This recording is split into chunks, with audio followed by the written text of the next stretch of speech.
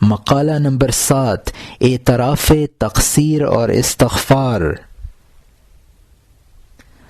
حضرت محی الدین جیلانی علیہ الرحمہ نے فرمایا، نفس کی خواہشوں سے آزاد ہو جاؤ اور اس کی اتباع سے کنارہ کش ہو جاؤ، اپنی ہر چیز اللہ کے سپرد کر دو اور اپنے در دل پر اس طرح پہرا دو کہ اس میں صرف وہی شے داخل ہو جس کی اجازت مولا کریم دے۔ شیطانی وسوسوں کو دل میں جگہ نہ دو، خواہشات نفسانی کو داخلے کی اجازت نہیں ہونی چاہیے، ہر حال میں ان کی مخالفت ہو، کیونکہ کسی خواہش کا دل میں داخل ہونا دراصل اس کا اتباع ہے۔ ارادہ حق کے سوا کسی اور ارادے کی خواہش درست نہیں، ارادہ حق کے علاوہ کسی اور ارادے کو دل میں جگہ دینا تباہی اور ہلاکت، نگاہ رحمت سے گرنے اور حجاب پر منتج ہوتا ہے۔ ہمیشہ احکام الہی کی پابندی کرو اور جن باتوں سے منع کیا گیا ہے ان سے اجتناب کرو۔ مقدرات خداوندی کو اسی کے اختیار و رضا پر رہنے دو اور مخلوق میں سے کسی کو اس کا شریک نہ بناؤ۔ یاد رکھو کہ تمہارے ارادے اور آرزوئیں خدا تعالی کے پیدا کردہ ہیں، اس لیے اپنا ارادہ اور اپنی خواہش خالق کے ساتھ شرک کرنا ہے، اور ایسا کرنے پہ تم مشرکین میں سے ہو جاؤ گے۔ چنانچہ خدا تعالی فرماتا ہے، اگر اللہ کے دیدار کی تمنا ہو تو نیک کام کرنے چاہیے، اور ضروری ہے کہ اس کی عبادت میں کسی کو شریک نہ کرے۔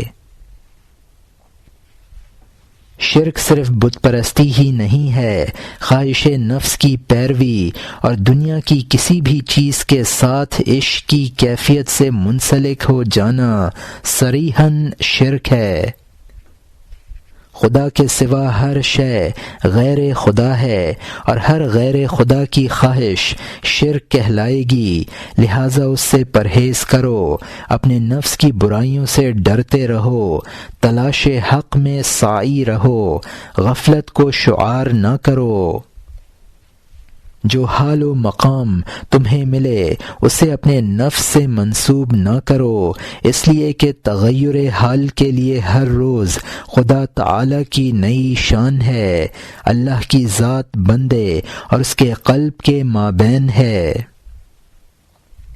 اس لیے یہ قرین قیاس ہے کہ اپنے جس حال کی تم دوسروں کو خبر دو وہ تم سے سلب کر لیا جائے، اور تم جسے پائیدار اور باقی سمجھتے ہو اسے ختم کر دیا جائے، اور تمہیں اس آدمی سے نادم ہونا پڑے جس سے تم نے بات کی تھی۔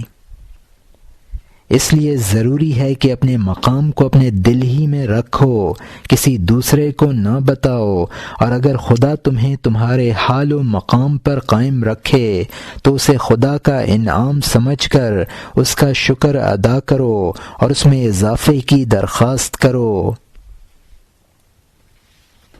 اور اگر موجودہ حال کے بجائے ایسا حال نصیب ہو جس میں علم و معرفت اور نور و ادب زیادہ ہو تو تمہارے لیے ترقی کا باعث ہے۔ خداوند تعالی ارشاد فرماتا ہے کہ جب ہم کسی آیت کو منسوخ کرتے ہیں تو اس جیسی یا اس سے بہتر آیت لاتے ہیں۔ یہ واضح ہے کہ اللہ تبارک و تعالی ہر شے پر قادر ہے، اس کو قدرت سے عاجز نہ سمجھنا، تقدیر و تدبیر پر اتہام نہ تراشنا، اس کے وعدوں پر کسی شک و شبہ کا اظہار نہ کرنا، تاکہ حضور اکرم صلی اللہ علیہ وسلم کے اسوہ حسنہ کی تقلید کر سکو۔ حضور پر آیتیں اور صورتیں نازل ہوئیں، انہیں صحف میں لکھا گیا اور مسجد و محراب میں پڑھا گیا، پھر انہیں منسوخ کر کے دوسری آیات لائی گئیں۔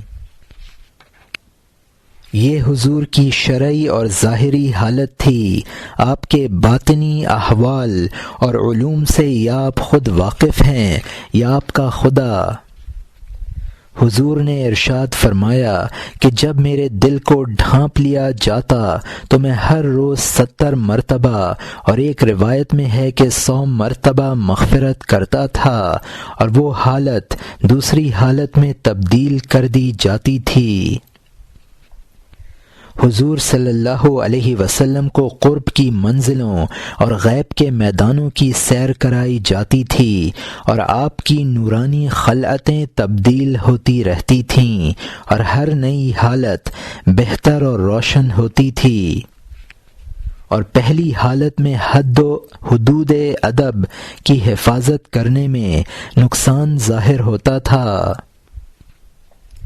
آپ صلی اللہ علیہ وسلم کو استغفار کی تعلیم دی جاتی تھی، اور بندے کے لیے استغفار کی حالت سب سے بہتر ہے، کیونکہ اس طرح بندہ قصور کا اعتراف کرتا ہے، اور توبہ و استغفار بندے کی دونوں صفتیں ابو البشر حضرت آدم علیہ السلام کی میراث ہیں۔ جب عہد و پیمان بھول جانے اور جنت میں ہمیشہ رہنے، رحمان و منان محبوب کی ہمسائیگی اور اپنے سامنے ملائکہ کی تحیت و سلام کی حاضری کی خواہش نے ان کی حالت کی خوبیوں پر پردہ ڈال دیا، اور خدا کے ارادے کے بجائے ان کی اپنی خواہش ظاہر ہو گئی تو ان کا ارادہ شکستہ ہو گیا، اور ان کی پہلی حالت تبدیل کر کے ان کی ولایت معزول کر دی گئی، ان کی وہ منزلت نہ رہی، اور ان کی حالت انوار کو مقدر کر دیا گیا۔ پھر خدا نے انہیں متنبہ کیا، انہیں اپنی پاکیزگی یاد آئی، اور انہیں اعتراف کی تعلیم اور اقدار کی تلقین کی گئی۔ اس وقت حضرت آدم علیہ السلام نے کہا، اے ہمارے رب، ہم نے اپنے نفس پر ظلم کیا، اگر تو ہمیں معاف نہیں فرمائے گا تو ہم خسارے میں رہ جائیں گے۔ پھر انوار ہدایت، علوم توبہ اور اس کے غوامض و مصالح اور جو چیزیں ان سے پوشیدہ تھیں وہ اور بھی ظاہر ہی نہ ہوئی تھیں، حضرت آدم کو دے دی گئیں۔ ان کے ارادوں کو خدا تعالی نے اپنے ارادوں میں تبدیل کر دیا، انہیں پہلی حالت سے بہتر حالت ودیعت کی ولایت کبریٰ کے مقام سے نوازا، دنیا و آخرت میں انہیں اطمینان کی نوید دی۔ دنیا ان کی اولاد کے رہنے کی اور آخرت ان کی پناہ اور قیام کی جگہ بنا دی گئی۔ اس طرح اس موضوع پر حبیب خدا علیہ التحیۃ والثناء اور ان کے باپ حضرت آدم علیہ الصلاۃ والسلام کا اسوہ تمہارے لیے رہنما ہے۔ چنانچہ بارگاہ رب العزت میں اظہار عجز اور طلب مغفرت کے خصائل اختیار کرو۔